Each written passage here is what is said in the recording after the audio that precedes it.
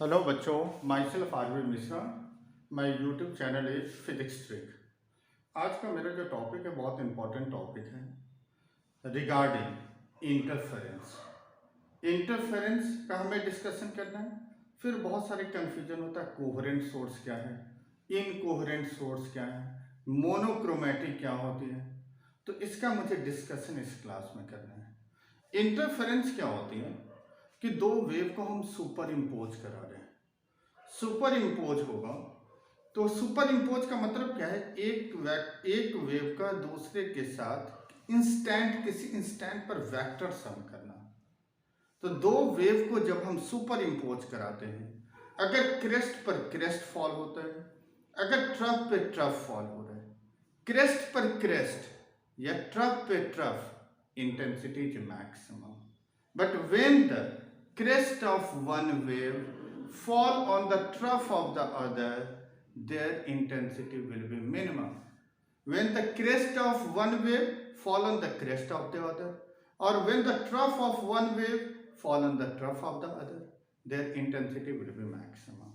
And when the crest of one wave fall on the trough of the other, या फिर when the trough of one wave fall on the crest of the other, their intensity will be minimum. And this type of redistribution of energy, this is called interference. तो interference को first हम define करें, of light when the crest of one wave, like हमने एक wave लिया, this is the crest and this is the trough. This is called crest. This is called crest. This is called trough. अगर हम crest पर crest को fall कराते हैं या ट्रफ पे ट्रफ को फॉल करें, तो जो रिजल्टेंट वेव फॉर्म होगी उसके एम्पलीट्यूड इंक्रीज होगी। एम्पलीट्यूड अगर इंक्रीज हो रहा है तो उसकी इंटेंसिटी बढ़ जाएगी। लाइक फर्स्ट वेव, इसके एम्पलीट्यूड है A1, सेकेंड वेव इसके एम्पलीट्यूड है A2, दोनों सम होगा, किसी इंस्टेंट पर देखेंगे तो सम मैक्सिमम क्या होगा, तो A1 प्लस ऑफ A2। अगर हम सेकेंड कंडीशन लेते हैं, जब हमने क्रेस्ट पर ट्रफ को फॉल किया, like this is the crest and this is the trough. Crest पर अगर हम ट्रफ फॉल करें या ट्रफ पर हमने क्रेस्ट को फॉल कराया, इसके लिए एम्पलीट्यूड है A1, इसके लिए एम्पलीट्यूड है A2। अब ये दोनों तो अपोजिट डायरेक्शन में, तो अपोजिट डायरेक्शन में तो माइनस होगा, तो this is the resultant, this is the resultant amplitude, resultant intensity, and this is the resultant wave, resultant wave. तो हम यहां क्या डिफाइन करेंगे, when the crest of one wave fall on the crest of the other, or when the trough of one wave or the trough of one wave fall on the trough of the other, their intensity will be maximum. And when the crest of one wave fall on the trough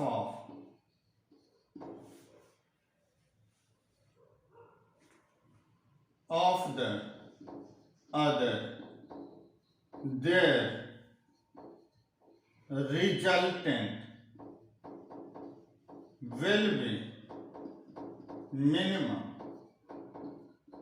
This type of redistribution of energy, this is called interference. यहां तक clear है? मिटा रहा हूं. Next हम discuss करेंगे coherent और incoherent source. Coherent and incoherent source. Coherent source क्या होता है?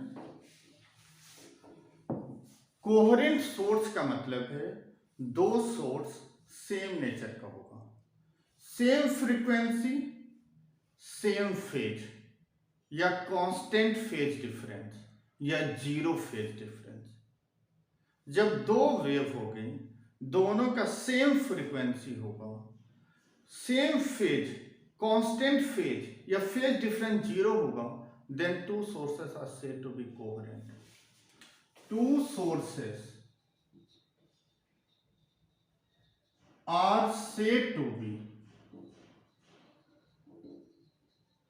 coherent having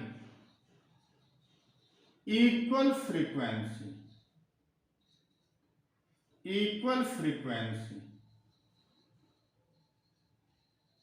and constant or zero phase difference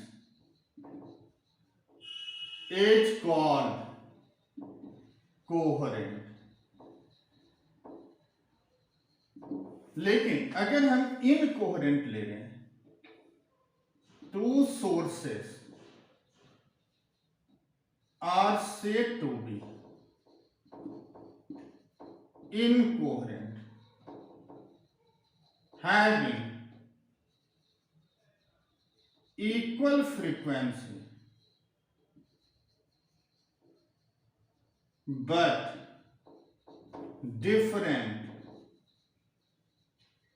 phase is called incoherent. Coherent और इनकोहेरेंट क्लियर हो गया? सेम फ्रीक्वेंसी, सेम फेज होगा तो this is called coherent. Same frequency, different phase होगा तो दिस इज कॉल्ड इनकोहेरेंट. तभी हम लोग कंडीशन में भी लेते हैं जो कोहेरेंट के लिए क्या कंडीशन होनी चाहिए, तो सोर्स मोनोक्रोमेटिक होने चाहिए. अब मैं बताऊंगा कि मोनोक्रोमेटिक क्या है. पाथ डिफरेंस मिनिमम होने चाहिए और source from the same device. तभी यंग डबल स्लिट में जब दो स्लिट लेते हैं लेकिन डिवाइस एक ही, सोर्स एक ही रखते हैं, लाइक एक कैंडल हमने जलाया और दोनों स्लिट से होकर लाइट जो पास कर रही है, तो ये दोनों जो सोर्स है जो लाइट निकल रही है, दिस इज कॉल्ड कोहेरेंट. क्योंकि एक ही डिवाइस से आया तो उसका फ्रीक्वेंसी भी सेम होगा, फेज भी सेम होगा, फेज डिफरेंस जीरो होगा. क्लियर है? तो this is called coherent and incoherent source. Next हम इसी में बताएं कि मोनोक्रोमैटिक क्या होता है.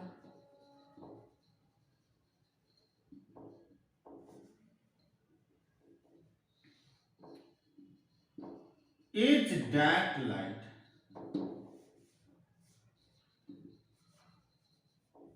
having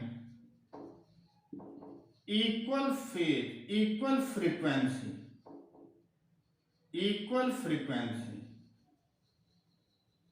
but it has no phase.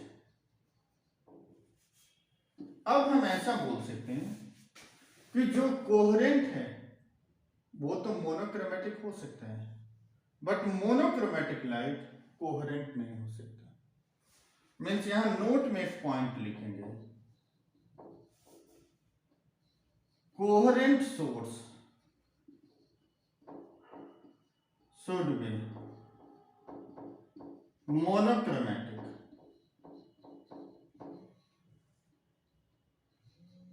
but the monochromatic are not coherent. Coherent monochromatic होगा, लेकिन मोनोक्रोमैटिक कोहेरेंट नहीं होगा। यहां तक सबको क्लियर है?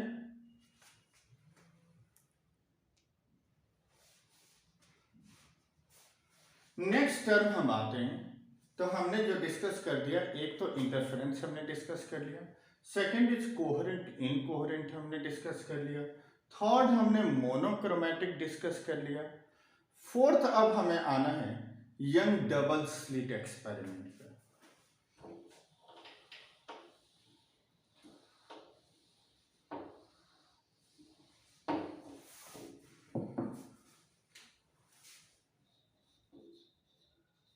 Young's double slit experiment. Young double slit experiment mean simple easy experiment है। This is a cardboard experiment जिसमें हम दो होल करते हैं और लाइट हमें कैंडल से लाइट इंसिडेंट करा रहे हैं या हम टॉर्च से ही लाइट इंसिडेंट करा रहे हैं। तो हमें क्या होता है, जो स्लिट लिया जाता है इसके लिए कंडीशन होती है। जैसे लाइक एक कार्डबोर्ड है, इसमें जो होल होती है स्लिट, इसकी विड्थ नेग्लिजिबल होता है and small D this is the separation between the two slits, और इस सेपरेशन की वैल्यू इन mm में लेते हैं। अगर हम mm में सेपरेशन नहीं लेंगे तो ये दोनों कोहेरेंट सोर्स सुपर इम्पोज नहीं हो पाएगा और मैक्सिमम और मिनिमम इंटेंसिटी फॉर्म नहीं कर पाएंगे। तो मैक्सिमम और मिनिमम इंटेंसिटी फॉर्म कराने के लिए दो वेव को हम सुपर इम्पोज कराते हैं, और सुपर इम्पोज तभी होगा जब दोनों वेव बहुत पास पास हो, मीन स्लिट का सेपरेशन mm में लेते हैं, तभी तुम इंटरफेरेंस करा सकते हो, अदरवाइज इंटरफेरेंस ही नहीं होगा, दो वेव सुपर इम्पोज ही नहीं हो पाएंगे। बट जो स्क्रीन है, this is the screen, screen का डिस्टेंस वो हम मीटर में लेते हैं। तो हमें क्या ले रहे हैं, स्लिट सेपरेशन। ये कंडीशन है यंग डबल स्लिट एक्सपेरिमेंट का। तभी एक्सपेरिमेंट पॉसिबल होगा जब दो स्लिट के बीच का सेपरेशन mm में होने चाहिए और स्लिट और स्क्रीन के बीच का डिस्टेंस मीटर में। हमें क्या करना है इसमें, यंग डबल स्लिट एक्सपेरिमेंट में दो सोर्स को हम सुपर इम्पोज कराते हैं। तभी हम यहां पर हेडिंग डालेंगे एक्सपेरिमेंट में expression for intensity, expression for intensity. Normally जो आप बुक में देखोगे तो साइन का फंक्शन लेकर के है, लेकिन मैं यहां पर कॉस का फंक्शन लेकर करूंगा। इसका रीजन क्या है कि बोर्ड में अब तक जो सीबीएसई में पूछा है वो कॉस का फंक्शन का पूछा है। तो हमने एक वेव लिया, एक coherent source y1 a sine of a cos of omega t, दूसरा हम y2 ले रहे हैं तो b cos omega t plus of phi. Amplitude हमने वेरी करा दिया। अब फेज डिफरेंस कांस्टेंट होगा, लेकिन फ्रीक्वेंसी सेम है क्योंकि ओमेगा तो सेम है, हमने कोहेरेंट में ही डिफाइन किया था। फेज डिफरेंस अगर दोनों के बीच में एंगल में डिफरेंस देखेंगे तो omega t plus five minus of omega T, तो ये क्या बच जाएगा, omega t plus five minus of omega T, तो ये फाइव बच गए। This is the constant phase difference. लेकिन ओमेगा ओमेगा दोनों में सेम है, mean same frequency. Amplitude change भी हो सकता है, सेम भी हो सकता है। अगर हम इन दोनों को सुपर इम्पोज कराते हैं तो this is equal to y1 plus of y2। y1 is a cos of omega t, y2 is b cos omega t plus of a cos omega t, b cos a plus b, तो cos omega t cos phi minus of sine of omega t sine of phi. अगर हम इसे expand करते हैं तो a cos omega t, b cos omega t cos phi, b sin omega T sin five. यहां पर हम identity use करेंगे, इन दोनों से cos फाइव हम कॉमन निकालते हैं, cos ओमेगा टी कॉमन निकाल दिया तो यहां बच गया a, यहां बचेगा b cos फाइव, यहां से हम sin ओमेगा टी कॉमन निकालते हैं तो यहां बच जाएगा b sin phi. This is equal to ये अब हमें देखो, ये कॉस का फंक्शन है, ये कॉस का फंक्शन है, तो सुपर इम्पोज होगा तभी कॉस का फंक्शन है। लाइक हमने इंटरफेरेंस में यही बताया है कि दो वेव को हम सुपर इम्पोज कराते हैं क्रेस्ट पर क्रेस्ट, तो रिजल्टेंट भी साइन कहीं नीचे आ रहा है। तो सेम कॉस पर कॉस का हम लेंगे तो रिजल्टेंट भी हमारा कॉस बनना चाहिए। तो इसके लिए हम क्या एजम्पशन ले रहे हैं कि a plus cos phi this is equal to R cos theta लेते हैं और b साइन फाइव इसको हमने r साइन थीटा लिया। ये आइडेंटिटी हम यूज कर रहे हैं ताकि हमारा फाइनल जो फंक्शन है वो कॉस का बन जाए। इसको हमने इक्वेशन फर्स्ट ले लिया, इसे हमने इक्वेशन सेकंड, और ये दोनों वैल्यू यहाँ पुट कर लो। हमें जो रिजल्ट आएगा cos of omega t a plus B cos phi is R cos theta minus sine of omega t b sine phi is R sine theta. अगर हम दोनों से r कॉमन ले लें तो ये आएगा cos omega t cos theta minus sine omega t sine theta. तो ये फाइनल एक्सप्रेशन क्या बन गया, r cos omega t plus of theta. तो देखो रिजल्टेंट भी हमारा साइन का ही नेचर आ गया। यहां तक आप लोग नोट डाउन कर लो, फिर मैं इसे मिटा रहा हूं।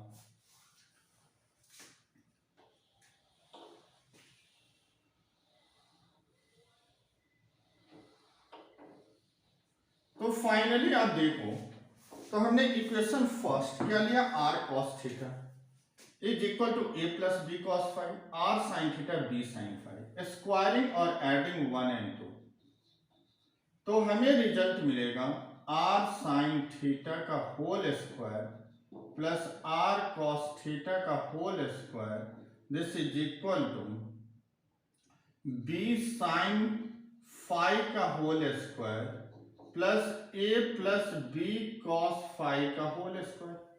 तो ये फाइनली आ गई आर स्क्वायर, ये आएगा B square sine square phi, ये आ जाएगा एक्सपेंड करो a प्लस बी का होल स्क्वायर, तो a square B square cos square phi plus 2ab cos phi. अगर हम इन दोनों में देखते हैं तो b स्क्वायर हम कॉमन ले सकते हैं, तो ये आएगा a स्क्वायर, यहां से हमने b स्क्वायर कॉमन ले लिया, तो ये बच रहा है sign square phi plus of cos square five, तो यहां क्या बच रहा है 2ab कॉस फाइव। अब देखो sine square plus cos square 1 होता है, तो this is equal to a square plus B square plus 2ab cos phi is equal to r square. तो r हमारा resultant amplitude this is equal to a square plus B square plus 2ab cos phi, this is the resultant amplitude. अब हमें intensity का amplitude के साथ square में relation होती है। Intensity of light, intensity of light is directly proportional to square of the amplitude. तो अगर हम रिजल्टेंट लेते हैं, resultant I R is the resultant intensity directly proportional to R square, resultant amplitude का square, तो I are क्या होगा के इंटू आर स्क्वायर।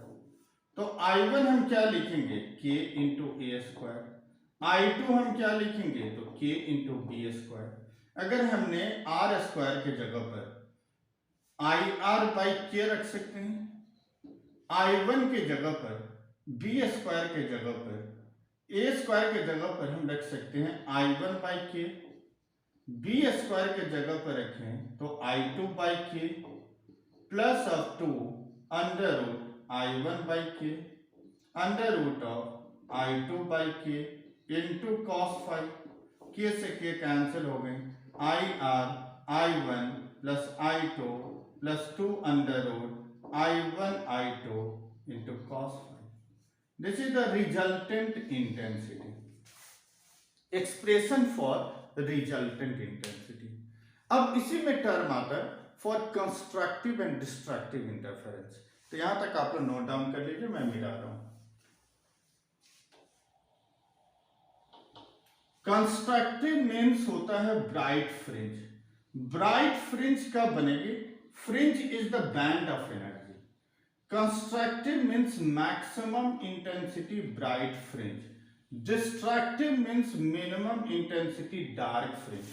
जब दो हम वेव को, दो कोहेरेंट सोर्स को सुपर इम्पोज करते हैं तो क्रेस्ट पर क्रेस्ट या फिर ट्रफ पे ट्रफ होगा तो इंटेंसिटी मैक्सिमम होगी। लेकिन जब क्रेस्ट पर ट्रफ फॉल हो और ट्रफ पर क्रेस्ट फॉल होगा तो इंटेंसिटी मिनिमम होगा। तो जो मैक्सिमम इंटेंसिटी है this is the constructive, minimum this is called destructive. तो हमें कंडीशंस इसी में लेना है, conditions for constructive and destructive interference. Interference is the superposition of two coherent sources. तो कंडीशन हम लेंगे फॉर कंस्ट्रक्टिव इंटरफेरेंस। कंस्ट्रक्टिव का मतलब होता है ब्राइट फ्रिंज और मैक्सिमम इंटेंसिटी, इसी को हम बोलते हैं मैक्सिमम इंटेंसिटी। और मैक्सिमम इंटेंसिटी कब होगा? जब R is under root of A square plus B square plus 2ab cos theta या cos फाई। ये मैक्सिमम कब होगा? ये दोनों तो कांस्टेंट वैल्यू है, ये भी कांस्टेंट है, तो cos phi maximum. For R to be maximum, cos phi maximum and its maximum value is 1, तो phi कितना होगा? either 0 डिग्री और 2 पाई और 4 पाई और 6 पाई so on।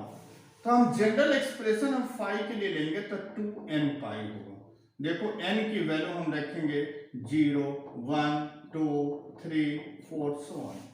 तो हमने फेज डिफरेंस मैक्सिमम के लिए हमने फेज डिफरेंस कैलकुलेट कर लिया। जब हमें फेज डिफरेंस नोन है तो हम पाथ डिफरेंस भी कैलकुलेट कर सकते हैं। लाइक ये वेव है, अगर एक कंप्लीट साइकिल में होगा तो पाथ डिफरेंस लैम्डा और इसके लिए फेज कितनी होगी? 2 पाई के इक्वल होगा। तो यूनिटरी मेथड यूज करो। 2 पाई फेज के लिए पाथ है लैम्डा, यूनिट में लैम्डा बाई 2 पाई, फाई में lambda by 2 pi into phi, this is equal to lambda by 2 pi. अब फाई की वैल्यू कितनी है? 2n pi, this is equal to n into lambda. तो मैक्सिमम इंटेंसिटी कंस्ट्रक्टिव के लिए phase difference 2n pi and path difference this is equal to n into lambda. कब? जब cos phi 1 था। तो r की मैक्सिमम वैल्यू कितनी हो गई? cos फाई 1 तो a प्लस अब भी। तो I की मैक्सिमम वैल्यू कितना होगा? K टाइम्स R मैक्स का square, this is equal to K times A plus B का स्क्वायर। ये कंस्ट्रक्टिव के लिए कंडीशन है। अगर हम इसी में लेते हैं डिस्ट्रक्टिव के लिए कंडीशन मैं मिटा रहा हूं, conditions for destructive interference. Destructive का मतलब है मिनिमम इंटेंसिटी, उसी को हम बोलते हैं dark fringes. For destructive interference, और इसी को हम बोलते हैं minimum intensity, this is also called dark fringe. For R to be minimum, R की वैल्यू मिनिमम कब होगा? cos फाई की वैल्यू मिनिमम कब हो गए? मिनिमम वैल्यू क्या होगा? तो -1। तो फाई आइदर पाई और 3 पाई और 5 पाई और 7 पाई सो ऑन। देखो cos pi -1, cos 3 pi -1, cos 5 pi odd multiple of pi होगा तो वहां मिनिमम इंटेंसिटी। तो फाई का जनरल एक्सप्रेशन लेंगे तो 2n minus 1 into pi where n is equal to 1, 2, 3, 4 so on. Value आप पुट करते जाओ, आपको वैल्यू मिलती जाएगी। 1 पुट करोगे पाई मिल गया, 2 पुट करो 3 पाई, 3 पुट करे 5 पाई सो ऑन।